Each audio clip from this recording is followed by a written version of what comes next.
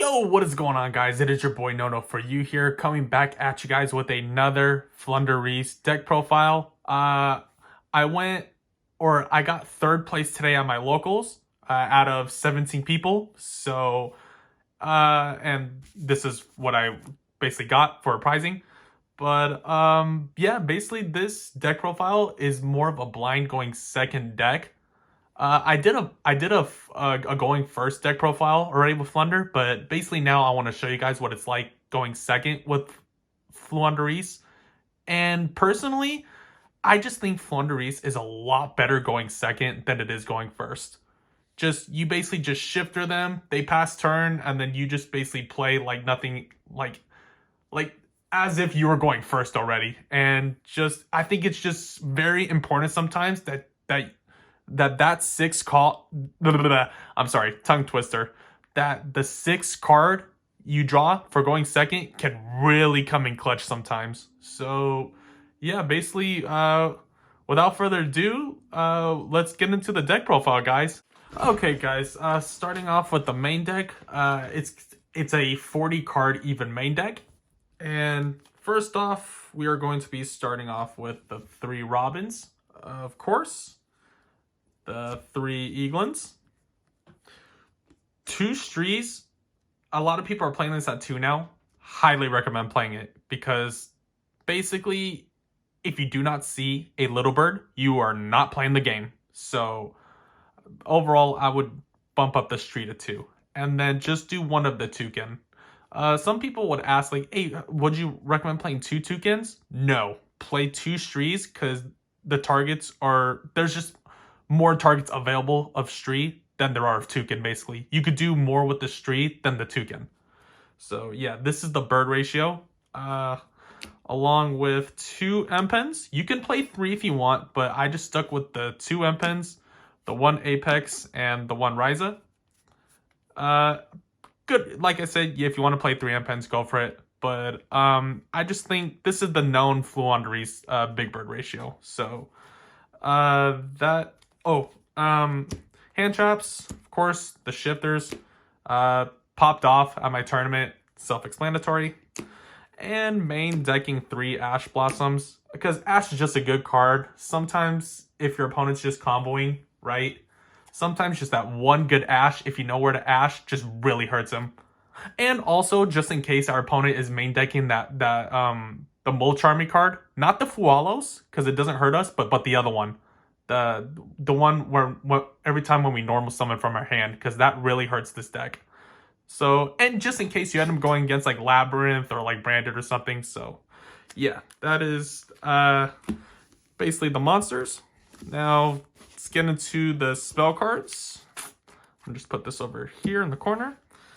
And then the spell cards. Of course, we are going 3 maps. 4th map, 3 Advent. I actually won one of my games today in time with this card. So yeah, this card is absolutely amazing. The 1 Unexplored Winds. This card's way better going second than it is going first. Just tribute their stuff. The consistency cards. Pot of Duality. 2 Pot of Extras, and then the Pot of Prosperity, since Prosperity is limited to 1 now. So you just play 2 Extras. 1 Tactics. Some people play this at 2. I don't like it at 2. I just played it at 1 because when I used to play 2, I would end up sometimes drawing both of these and it would just suck. And sometimes, like when my opponent would make me go first, right? They wouldn't hand trap me or anything. This becomes a dead card. But I'm just going second, so it's always good just to see the 1. But if you want to play 2, go for it, be my guest. But I'm liking 1 a lot better. Spell card Soul Exchange. This card is mandatory needed for going second for sure. Take it out if you're going first, but 100% side it in if you're going second. This card helps in case you break with big birds and if you don't see any little birds. So like if your opponent has monsters, right, and you have like an M-Pen in hand, you just play this, tribute your opponent's monsters, bring out the M-Pen from your hand. And yeah, it's just play the 1 for now because you don't want to clog up on this. But if you end up bumping M-Pen up to 3, you can go ahead and try to play this at 2. But since my Big Bird ratios are 2 M-Pins, the 1 Apex, and then the 1 Ryza, I'm just playing it at 1 for now. And it is also searchable with the thrust, so that's why I'm playing it at 1 especially. 1 Heartbeast Feather Duster, because we are going second. This comes in clutch every time. One of my matches was against Labyrinth, wiped the board. Another one of my matches was Rescue Ace, so I won the die roll for that one. I made them go first. They were not completely expecting this card, so they did their normal set 4 back row. I just Heartbeast, clear everything, and then just normal play. The 1 Dreaming Town, and then triple evenly matches. Highly recommend playing evenly match in Floowandereeze, because it's Floowandereeze, it's kind of really, you can't really OTK, right? It's more of being a patient deck, so you really want to just clear up the field, your opponent's field, as best as possible. And evenly match is not a hard once per turn. And I had one of my games where it was against YuGiOh. They ended up with that. I almost forget the name of that XC monster, but it has like 3,000 attack and defense, and it's an Omni Negate or whatever. I ended up opening 2 Evilies in hand, and they had like their back row with that 1 fusion monster negate thing, right? And like another monster. So I just attempted to lead main. I did my first Evily. He obviously negated it. And then from there, I just played the second Evily, and then he just kind of just board wiped his stuff, and then just proceeded to normal play. So, highly recommend playing Evilies in Floowandereeze going second. So, yeah, that is it for the main deck. For the extra deck, I'm not going to go crazy explaining it too much. Let me just grab it right here. Just play any 15 or... The only mandatory extra deck monsters that you should be playing in this deck is Typhon and this package right here, the Assembled Nightingale with the Downer Magician and the Zeus. I actually did make this against my Runic opponent, where he just had like Floodgates, like deck lockdown, and like his Runic Fountain with like another continuous track card. I forgot what it was, but I ended up making this Zeus, and I ended up just board wiping his field, and yeah, just that's kind of just like how I won. So sometimes this package just doesn't come in clutch, but if Typhon's just, it's so free in this deck sometimes if you just need to get a body out. And then literally the other remaining extra deck cards, just be whatever you want. It doesn't really matter, but you could throw like SP in here, or like you see stuff like this, Anima, just literally whatever you want. But this is the main package that matters in this deck. Hell, if you want to play a second one of this, a second one of this, and like a second one of this, just have backup copies. Yeah, be my guest. But yeah, nothing too crazy with the extra deck as always, guys, because we don't really go into it too much. But yeah, that is going to be it for the extra deck. Let's get into the side deck. Okay, guys, for the side deck, this is going to be a very important side deck, and promise me that you guys will not click off the video for what I'm about to say.